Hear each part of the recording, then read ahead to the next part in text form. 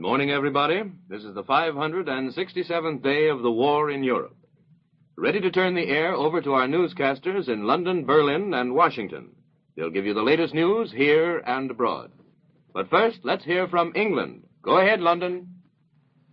This is John McVeigh in London.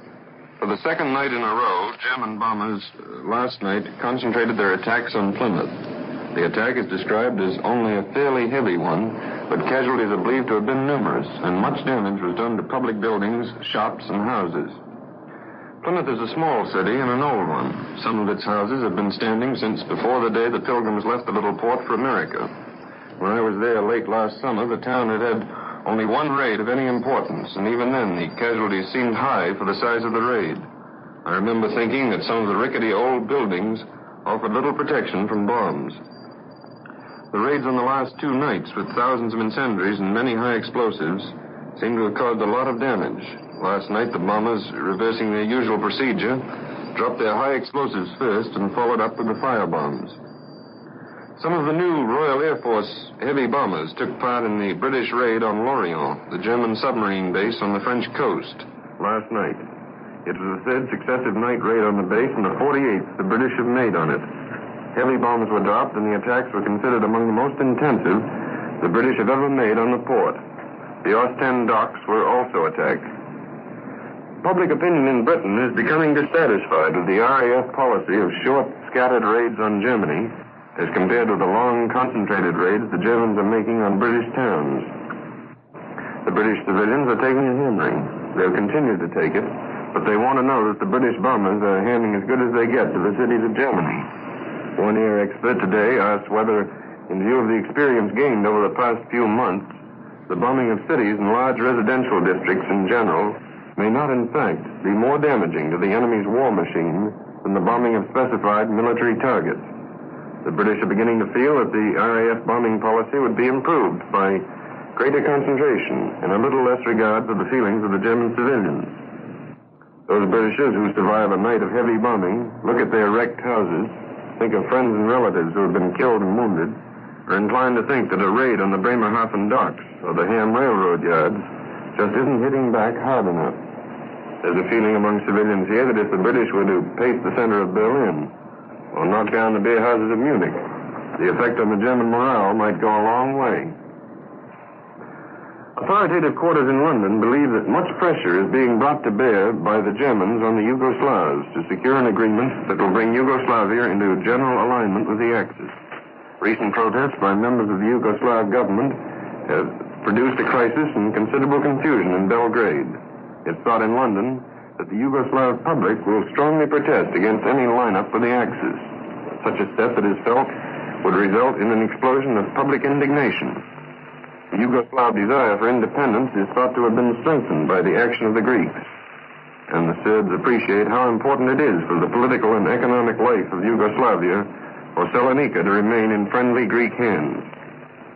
The reported meeting between Prince Paul, the Yugoslav regent, and the British minister in Belgrade is unconfirmed in London, but it is known that they have been in contact in the past few days.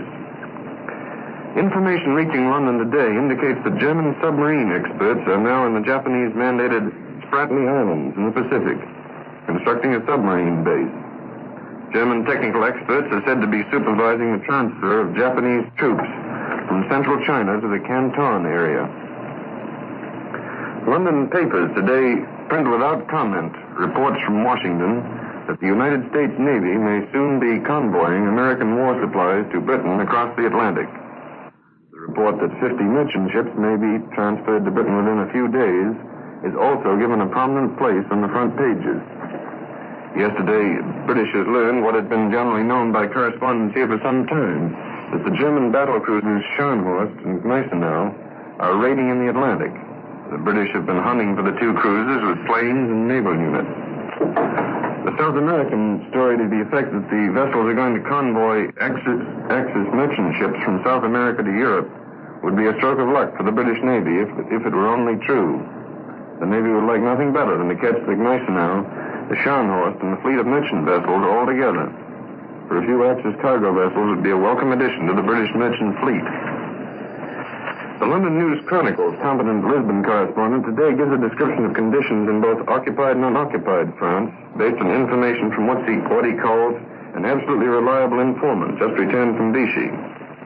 The informant reported that Admiral Darlan is now just as dangerous to England as Laval was. He says since becoming vice premier and Pepin's nominated successor, he has allowed personal ambition to overrule all else. This is John McVane in London, returning you to the National Broadcasting Company in New York. That was our radio newscaster in London with his report on latest developments. In another few seconds, we shall take you on the other side of the channel to hear about what's going on in the Reich.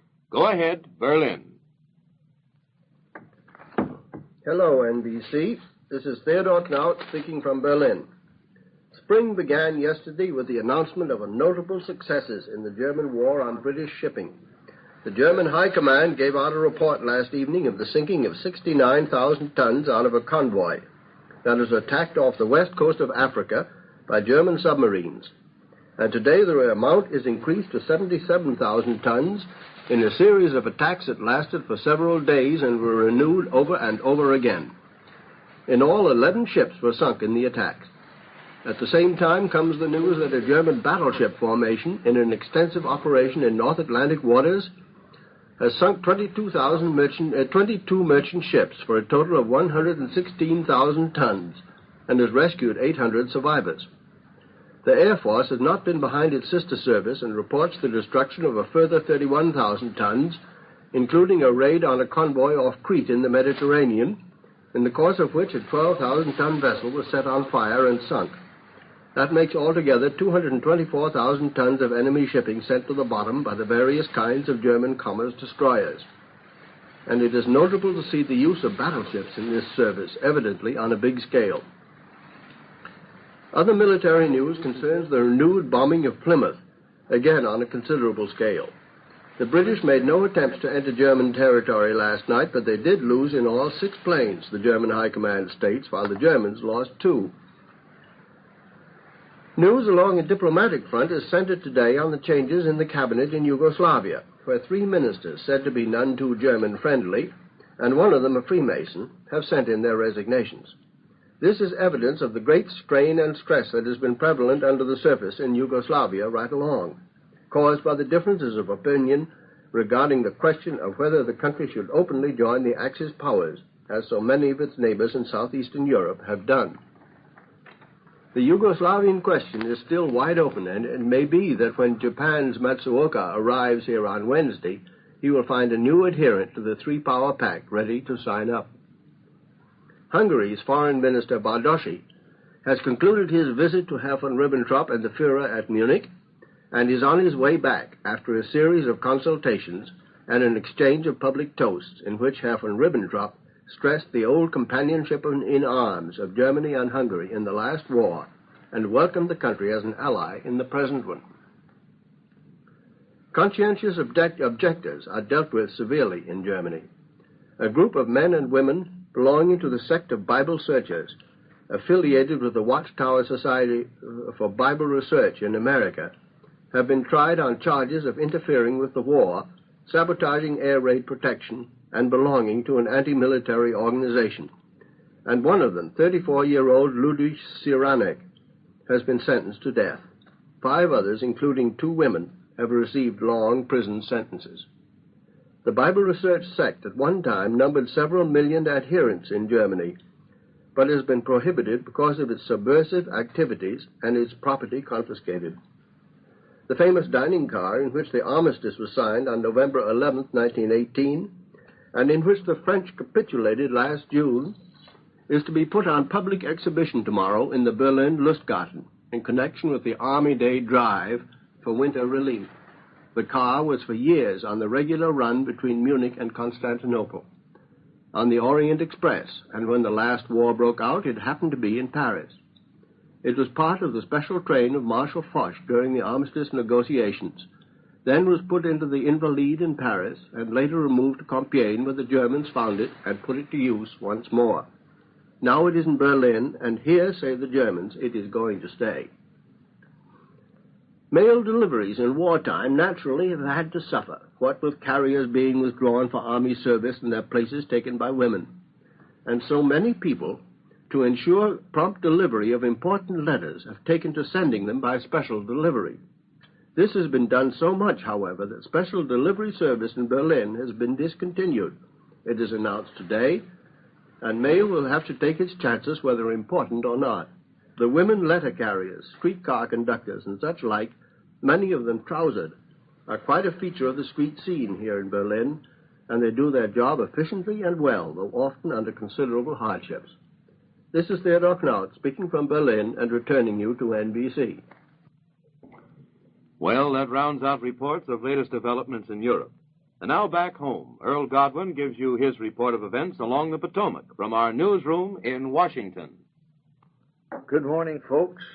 Along the Potomac, we begin to see what all the ballyhoo and plans and production conferences were for. The American miracle of mass production of huge fleets of airplanes, flying ferry boats, and flying fortresses is now all but a fact. The House of Representatives put the final touch on the first phase of airplane production at the rate of nearly 5,000 great planes in a year when it passed that Army appropriation bill of $4 billion yesterday in 4 hours, $1 billion an hour, and a record of $15 billion for defense in 2 weeks. This bill of yesterday was the final, tangible, hard-boiled actuality of the Army needs for this next fiscal year, which starts July 1st, 1941.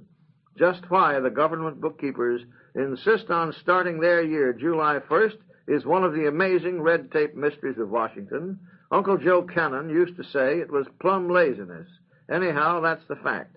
The Army now starts with money to build up the groundwork for a 4 million-man Army. It gets the cash for the munitions and support of a 2 million-man Army in this July 1st year I'm talking about. It gets all but $1 billion, nearly $1 billion, for new plants and shops and warehouses and tools, which will be the start of mass production, which gets underway in fact and not merely in advance promises. And we learn that we are to have from 12 to 40 flying fortresses per day when all this work gets going in this next 12 months.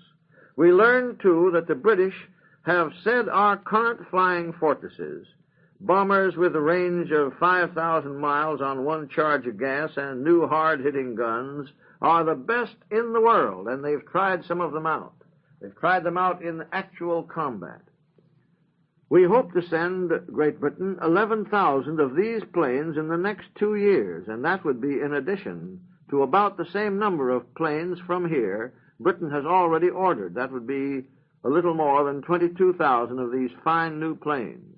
The Lend-Lease bill, by the way, is up in the Senate today, which meets on Saturday, unusually, as the effort is made to ram the program through. It would not be surprising if the Senate should pass this $7 billion bill in one session. And incidentally, the Senate's committee takes up that same Army bill that I'm talking to you about, with all its planes and plants, the one that the House finished yesterday. Speed and action are the things going on in this busy national capital just at this time. But 39,000 men are idle in 25 big plants, according to the report this morning. 25 big plants that are turning out essential defense materials, or should be. As the President's Mediation Board starts, Representative Smith of Virginia charges in Congress that this board is powerless to effect anything. And the government, by the way, may take steps today or this next week to force the reopening of that great big Alice Chalmers plant near Milwaukee with its 9,000 men and its $45 million in orders for heavy machinery. That big plant has been closed now since January 22nd by a strike. There are even hints that the Army and Navy may consider taking over the plant, and according to lawyers here, there are at least 2 ways under existing laws by which the government might step in and operate the plant. Earl Godwin says goodbye. That's the news from Washington at this time. For the latest news, listen to NBC. We invite you to keep your radio tuned to this station. This is the National Broadcasting Company, RCA Building, Radio City, New York.